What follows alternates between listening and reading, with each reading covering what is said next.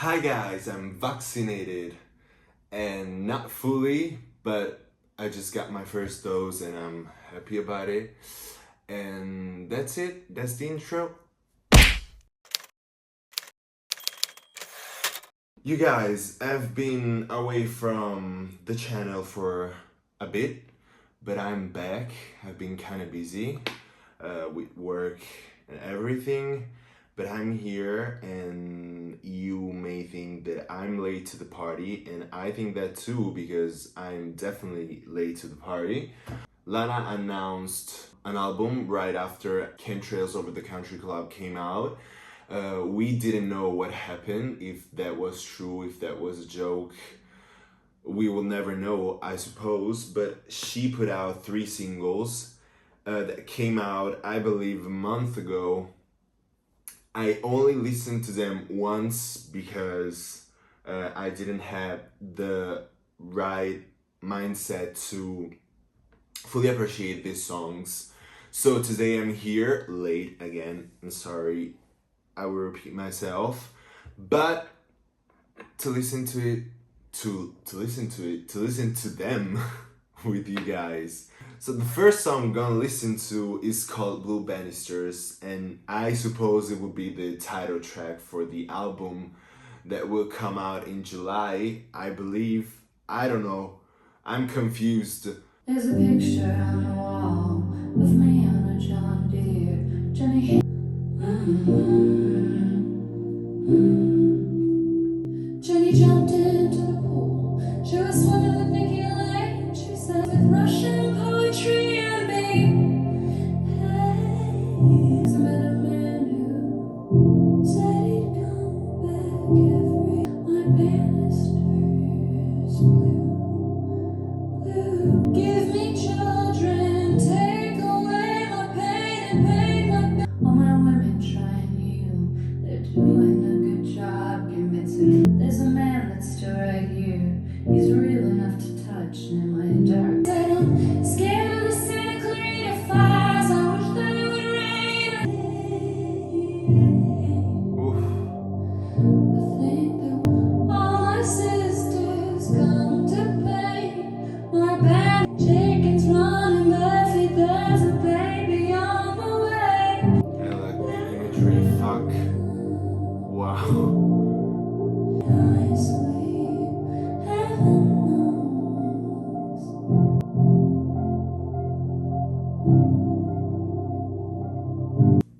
Wow, so this song has so many influences, and of course, production-wise, it kind of reminded me of Chemtrails Over the Country Club, but the last things that she put out almost have the same melodies and same productions with that little twist that's still there. But we know Lana is known for that, so we're not surprised by that. I think that we can notice a different change in the way she writes. This one feels almost like a stream of consciousness. She is speaking her mind and talking about what's been going on in her life and her thoughts that maybe are confused but still make sense. She's talking about some details of her life. She's mentioning her sister and the fact that she's having a baby, some of her friends and their habits. And I mean, it always feels like you're with them and you're with her while she's singing and just experiencing what's been going on, even though she's narrating something that maybe is not happening, because she says that she wants a man to paint her banisters blue, but in the second chorus she says that her girlfriends are actually painting her banisters green and gray. So the fact that she's using colors, we're used to that. The fact that she's using metaphors, we're used to that, but it's deeper than the usual to me. When she says most men don't want a woman with legacy. So she's actually saying, even though it's the first part of these songs, she's actually saying what will be going on in the second part. She's been talking about that hole in her heart and the fact that all her women are trying to heal that hole.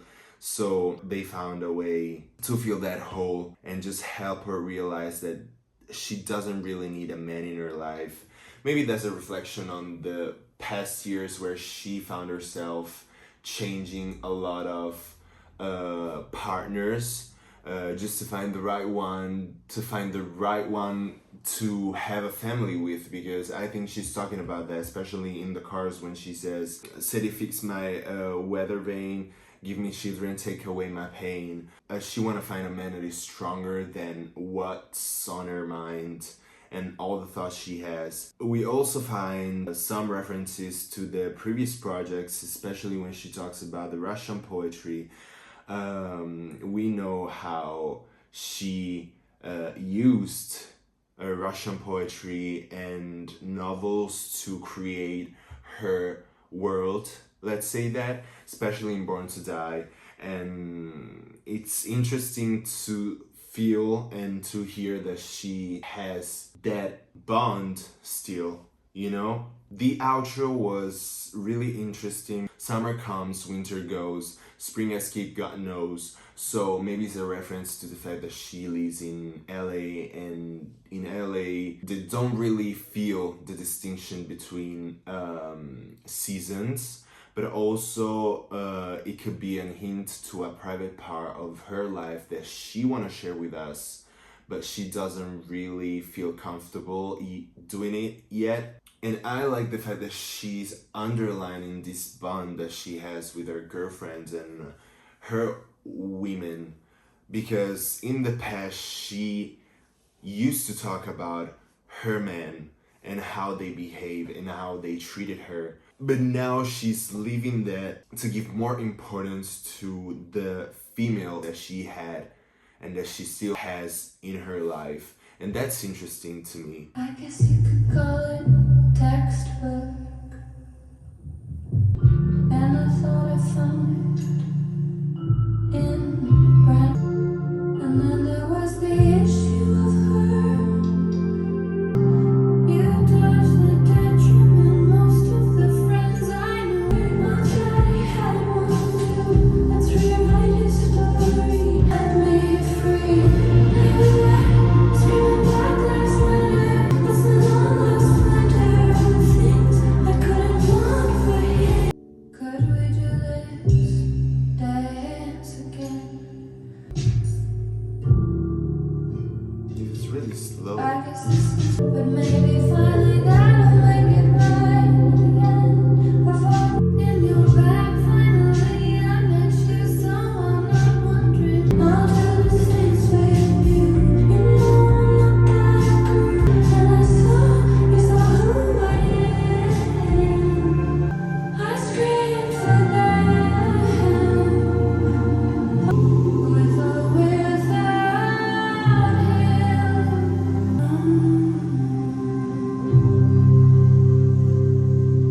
Wow. I'm thinking about a lot of things right now. That's why I'm concentrating on the music and what she's saying, because we have a lot of informations in these songs, and I'm thinking right now that she's being real with us through all these years, but with these two tracks we have a lot of missing pieces here and there that we are finding, and she's really talking about everything. I mean, she's really taking us behind the scenes of her life, and that's new to me. I mean, not really new with her, but that's real, you know? I don't know. It's hard to explain because she always uses a specific imagery to talk about her life and a lot of metaphors and all of that. But in this song, she's still using those little metaphors, but with the realist touch possible. I'm trying to decipher everything she's telling us, but it's difficult. It almost felt like an Amy Winehouse song in a way. I like the way the tempo changed throughout these songs, the chorus especially. I still believe what I said for the first song, that is almost like a stream of consciousness. We are talking again about men, but we are doing it in the realest way possible. She's talking about her father in the first part of this song, and I believe that throughout the entire song she's still referencing to the relationship that she had with her father in her past, and to her past, especially when she mentioned the blonde hair and the old love that she wants back. So the fact that she decided to call this song Textbook, it could be interpreted as a classic story, you know, a story that everybody knows. So the fact that she wants to rewrite this story in her own way with her own words, but at the end of the day she ended up finding men that are similar to her father. So I believe that in the first part she's mentioning the relationship that she had with her father and the fact that she wanted more from him, especially when it comes to the relationship that she had with her mother. And in the chorus she's mentioning that this other man in her life has a car that is the same car that her father had. So the fact that this man that is now in her life is similar to her father, and considering all the songs that she put out before talking about her father, makes me believe that all the men that she had in her life had a resemblance to the relationship that she had with her father and to her father in general, you know. Also the reference to the Black Lives Matter, we have a lot of different political references in this song. But to me, the fact that she wanted her father with her, to see her and her friends in all of their splendor, as she said, is just a way to say I wanted my father to be proud of me. And I think that that is the most sweet thing ever.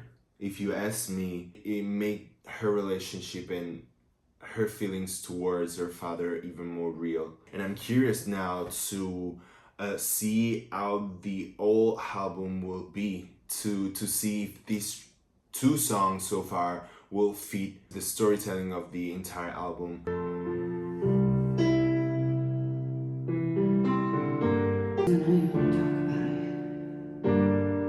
Here's a deal, it's all I down like a bed. Gardenias wild at your feet, and I've been running on stardust alone. Hot weather, hot coffee, I'm better with only my smile and eyes.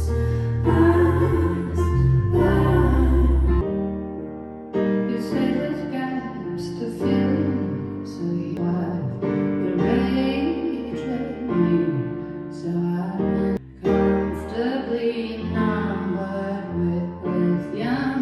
By feet for so long, I wouldn't know. Wildfire till I die.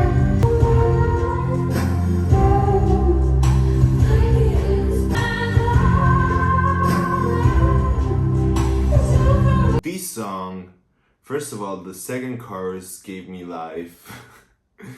And this one, it compared to the other two, is the one that has that song structure that we are used to. The first part of this song, I feel like she's talking about the relationship that she has with her partners, the fact that she's willing to give everything and to make them feel comfortable. She also uses a lot of references about nature in this song. I really love the melodies in the pre-chorus, and I really love the vocal change in her tone that she uses in the first verse and the second verse.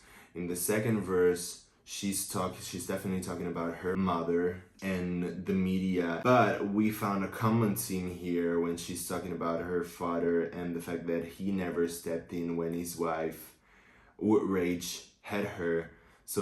And she says, so I ended up awkward but sweet, later than hospital, stand still on my feet. So she's really taking us back in time and mentioning everything that went through in her life and how the relationship with her parents shaped her as a human being, and the fact that she used to take drugs to stabilize that mental illness that she mentioned in the past, that she talked about, and with that became poetry. So she's kind of grateful for that because that made her the artist that she is. So there's a silver lining in that. In the second chorus, I realized that she's talking about how she treats other, and that thanks to how her mother treated her when she was a young child,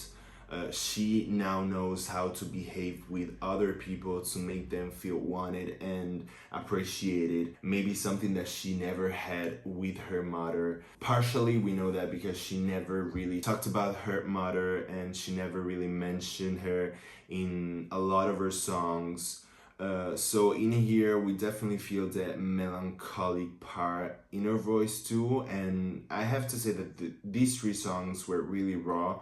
Lyric wise, production wise, but we used to that, and also vocally we have those common Lana elements, but these three songs felt really raw and really honest, I have to say, and I cannot wait to listen to more of these and to really understand the storytelling behind the full album, because now I want to know more.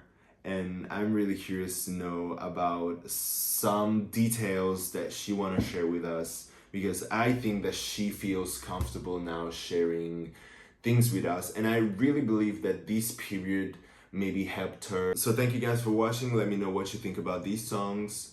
Talk to me and see you soon. Bye.